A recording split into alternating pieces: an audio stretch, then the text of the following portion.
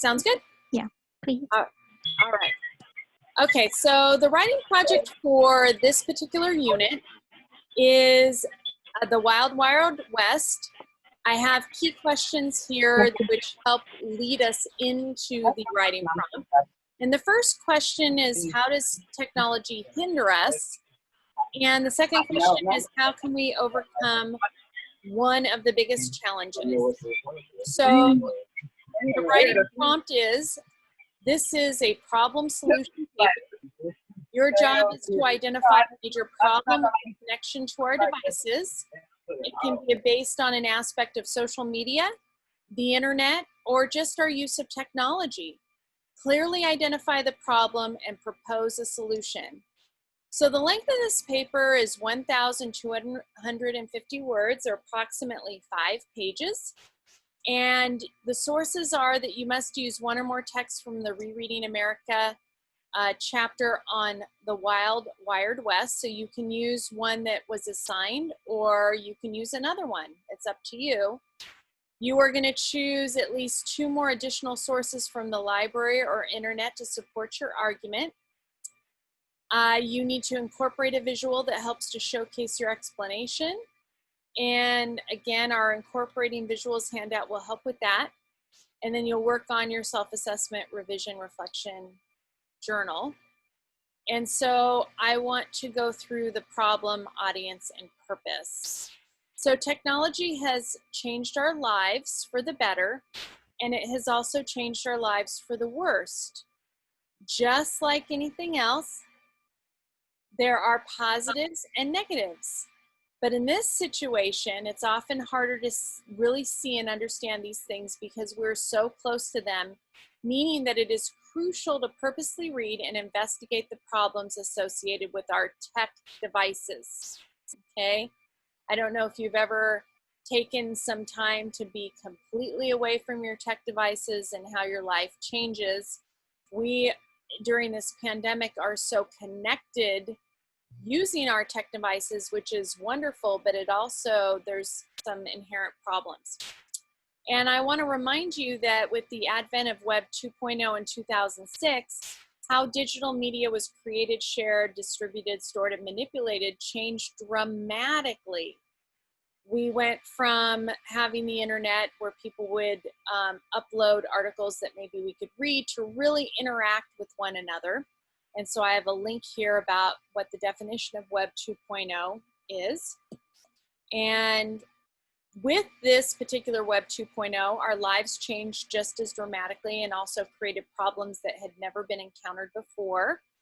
And your writing project should clearly explain what one of these problems is and come up with a solution. Your audience members, even though I'm the teacher who's going to read it, your audience member is not me, because I'm not a millennial. I'm actually a Gen Xer. So your audience members are actually millennials and Gen Z, those who've grown up with or been young adults during the birth of Web 2.0. And one of the first steps is to more deeply consider the needs, attitudes, and knowledge of your audience, even if you are one of them, as you read the texts by Turkle, Seif, Boyd, and Andrews. And so the purpose is that the audience has grown up largely not knowing what life was like without the internet and forgetting what life was before Web 2.0. We're not going to be going backwards. We can't undo the tech revolution, but as technology continues to expand at a speed we can't keep up with, we need to think about the long-term consequences and what guidelines we should keep in mind. Okay, so that is our writing prompt, and welcome to those of you who joined us after we started. I have to apologize because this is a very quick meeting. I have an emergency situation that I need to take care of that I did not have just an hour ago. So we're going to be ending at 3:10 exactly. So we have 5 more minutes. So with that, does anyone have any questions specifically with this particular writing project? So basically we have to talk about just one problem, right? either a problem with social media, the internet, or technology in whole. Yes, but with any singular problem, there are lots of side problems that go with it. So if you're, social media is a huge issue, right?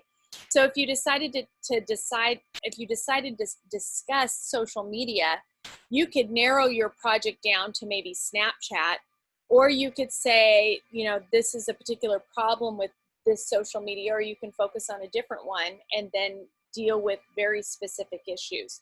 You could even say the problem with Zoom, or the problem with going to school using Zoom, or online classes. That could be a particular issue.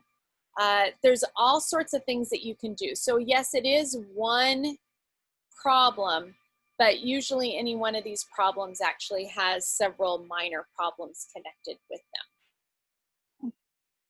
Can we connect the previous readings? Absolutely. You bet. 100%. Cool. Yeah. Yes. Anybody else? Yeah, and in fact, I love that, Victoria. That is synthesis, and academics love synthesis. Okay. And what's interesting is that right now I'm wearing a couple of hats, and one of them is that I'm the distance education co-coordinator at Cerritos College, which just happened as a result of the pandemic and the support that I was giving to other teachers online, which has spread me very thin. But at the same time, there's a lot of people saying, oh yeah, online learning is horrible, it's horrible, this and that and the other thing. And yet it doesn't necessarily have to be horrible, right? So there are solutions, but one issue though with it is that sometimes I'll be on my phone at night when it's time to spend time talking with my husband or eating dinner. And, one of the rules is to put the phone away. But every once in a while, I'll be checking things, not during dinner, but maybe during, we're sitting watching a television program. My husband says, can't you just sit here with me without your phone? Please. So being able to actually connect one-on-one is a loss if we're totally connected to this. So do any of you watch Yellowstone, the show Yellowstone with Kevin Costner? Yeah. And the episode, I forget her name, but she's the Native American that's married to the son, and she's a teacher, and she's so frustrated because she comes up to the group of students, and instead of, when I was in college, we'd be sitting and jabbering away, but everybody's sitting there on their phones quiet. And so they're not living their lives, their phone is their life, right?